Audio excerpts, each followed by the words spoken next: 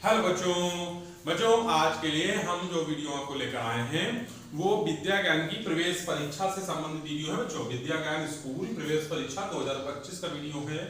जो बच्चे विद्या ज्ञान की तैयारी कर रहे हैं वो बच्चे सीरियसली मेरे YouTube चैनल नवोदय विद्यालय समिति इंट्रेंस बाय दीपक सर चैनल के साथ जुड़े, क्योंकि बच्चों इस चैनल पर हम आपको विद्या ज्ञान जो प्रवेश परीक्षा है उसको भी तैयारी कराते हैं और जो जवाहर नवोदय विद्यालय प्रवेश परीक्षा उसकी तैयारी भी कराते हैं और सैनिक स्कूल प्रवेश परीक्षा की भी तैयारी कराते हैं।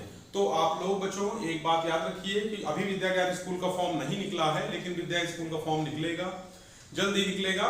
आपका जो फॉर्म है वो सितंबर में निकल आएगा, ठीक है ना। अगस्त लगभग बीत रहा है, सितंबर के स्टार्टिंग में ही आपको विद्या ज्ञान का फॉर्म मिलेगा देखने को।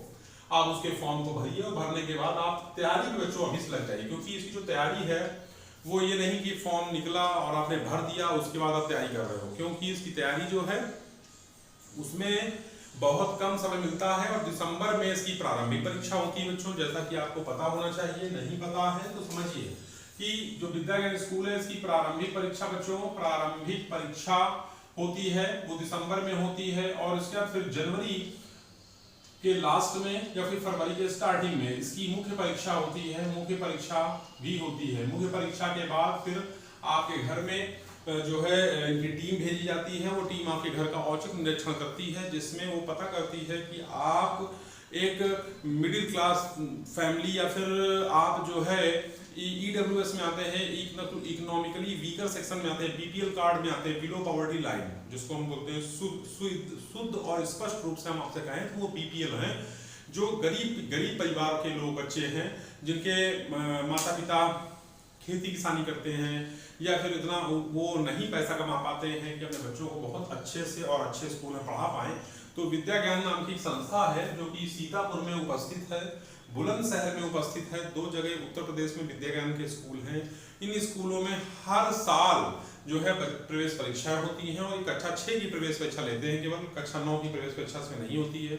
कक्षा 6 की प्रवेश परीक्षा होती है और इसकी प्रवेश परीक्षा बच्चों बहुत कठिन होती है, क्योंकि इसमें प्रारंभिक परीक्षा होती है, मुख्य परीक्षा होती है। उसके बाद फिर आपको आपके घर औचक निरीक्षण करने टीम आती है और टीम पाती है कि आपने जो सूचना दी थी कि आप एक बहुत गरीब परिवार से आते हैं, आप सही है कि नहीं है, और जो सही होता है तो उसको पता करने के बाद टीम जो है जांच रिपोर्ट विद्या ज्ञान को भेजती है, और भेजने के बाद फिर वो कागज वेरिफिकेशन बाकायदा बहुत सारे तमाम काम होने के बाद आपका वहाँ पे एडमिशन हो पाता है। तो मतलब कठिन प्रक्रिया से आप गुजरते हो, लेकिन ये सब मद्देनजर रखते हुए सब तो बात ही बात है, हमको तैयारी तो करनी पड़ेगी, क्योंकि यदि तैयारी आप नहीं करोगे तो प्रारंभिक परीक्षा आप नहीं दे पाओगे। ठीक है बच्चों, तो जो ये क्वेश्चन मैं आपको बता रहा हूँ ये विद्या ज्ञान स्कूल की जो प्रारंभिक परीक्षा है उसमें आने वाले क्वेश्चन है। ये इस प्रारंभिक परीक्षा से संबंधित क्वेश्चन है, ठीक है ना। आपको प्रारंभिक परीक्षा के क्वेश्चन मैं आपको करा रहा हूँ, ये मैथ के क्वेश्चन है और ये क्वेश्चन कहीं और से नहीं है। आपकी जो मतलब जो विद्या ज्ञान का सिलेबस है उस सिलेबस के अकॉर्डिंग यदि हम बात करें तो उसमें जो है बच्चों आपको मैं बता दूं कक्षा 3, ठीक है ना, कक्षा 4, कक्षा 5 इसी का सिलेबस आता है, ठीक है ना। कक्षा 3, कक्षा 4 और कक्षा 5 का सिलेबस पूछा जाता है, और ये जो मैं आपको पढ़ा रहा हूँ ये सब इन्हीं किताबों से है, इन्हीं किताबों से ही मैं पढ़ा रहा हूँ आपको। मैथ, साइंस, ठीक है ना, मेंटल एबिलिटी टाइप के क्वेश्चन, GK GS के क्वेश्चन में आते हैं, ठीक, इंग्लिश, हिंदी, ये सब आता है। चलिए खैर समय को बर्बाद न करते हुए हमने आपको इतनी जानकारी दे दी, अब हम लोग चीजें कनेक्ट होते हैं सीधे अपने टॉपिक पर। बच्चों एक क्वेश्चन है लिखा है 64089 से बनने वाली सबसे बड़ी संख्या के 1000वें स्थान पे कौन सा अंक होगा। तो यहाँ सबसे बड़ी अंक मतलब सबसे बड़ी संख्या बतानी है और इन अंकों का इस्तेमाल करके बतानी है। तो सबसे बड़ी संख्या देखिए कैसे निकलेगी। सबसे पहले यदि हम देखें तो यहाँ पर 9 आएगा, 9 के बाद फिर क्या आएगा 8 आएगा, 8 के बाद फिर क्या आएगा 6 आएगा, है ना बच्चों, 6 आएगा, 9 8 6 आएगा, 6 के बाद छोटा आएगा 4 आएगा, 4 का 0 आएगा, क्योंकि 0 सबसे छोटा अंक वो सबसे आखिरी में आएगा। अब इनका 1000वें स्थान पर तो इकाई, दहाई, सैकड़ा, हजार, इकाई, दहाई, सैकड़ा, 1000वें स्थान पर कौन सा अंक आएगा तो 8 आएगा बच्चों। क्या आएगा 8। आप देखिए यहाँ से ये इकाई है, ये दहाई है, ये सैकड़ा है, ये हजार है, तो 1000वें स्थान पे क्या आएगा 1000वें स्थान पे 8 आएगा।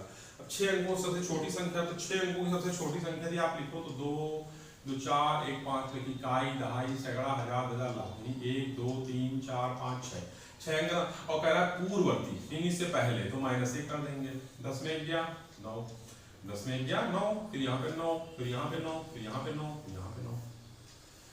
ठीक है, तो 99,999, यही ए ऑप्शन सही हो जाएगा। ठीक, ऐसे ही आसान से सवाल आते हैं, लेकिन वहां पर होता क्या है कि समय कम होता है और बच्चे जल्दबाजी के चक्कर में हम अपने आते हुए क्वेश्चन भी गलत कर देते हैं। ठीक है, किसी संख्या की पूर्ववर्ती संख्या में कितना जोड़ा जाए कि उस संख्या की अनुवर्ती संख्या प्राप्त हो जाए। ठीक है ना, किसी संख्या की पूर्ववर्ती में, तो कोई संख्या है, इस संख्या की पूर्ववर्ती संख्या में, इस संख्या की मान लेते हैं वो संख्या जो है, माना वो जो संख्या है वो संख्या क्या बच्चों, मानो संख्या x है।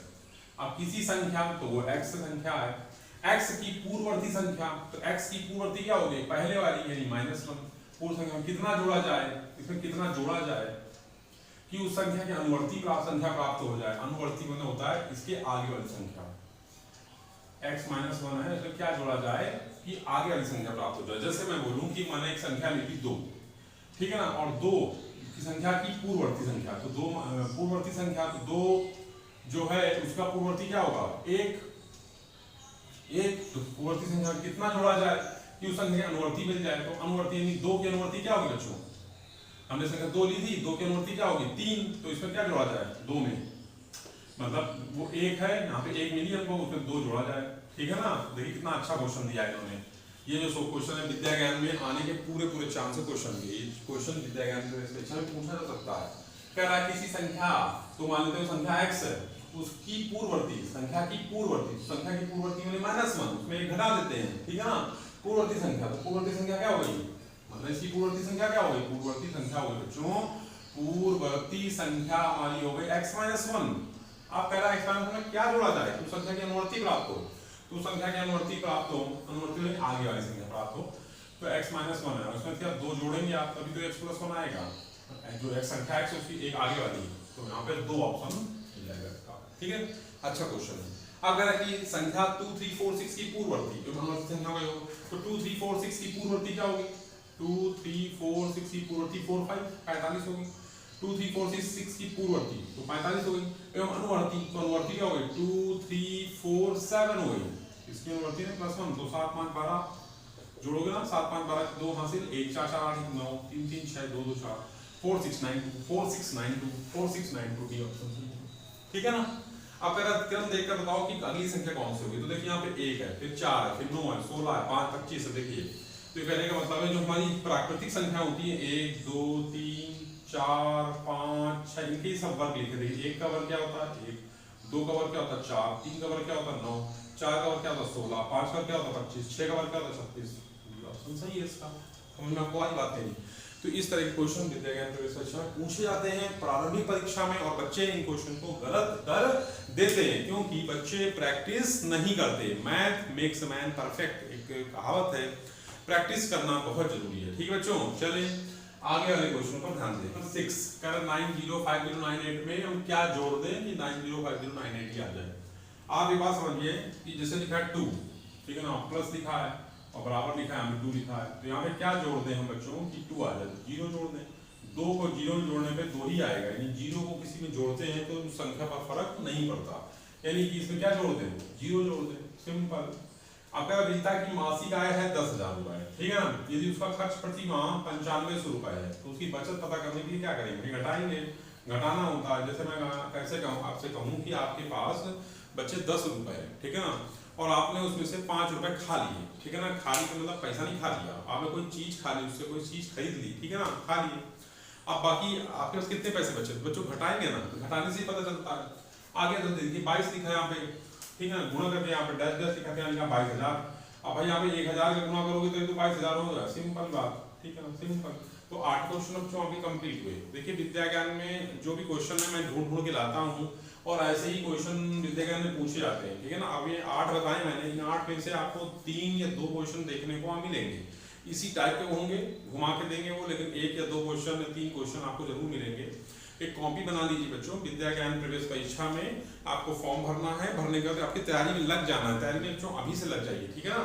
आज तक रखते हैं, कल फिर मिलेंगे। जय हिंद, जय भारत।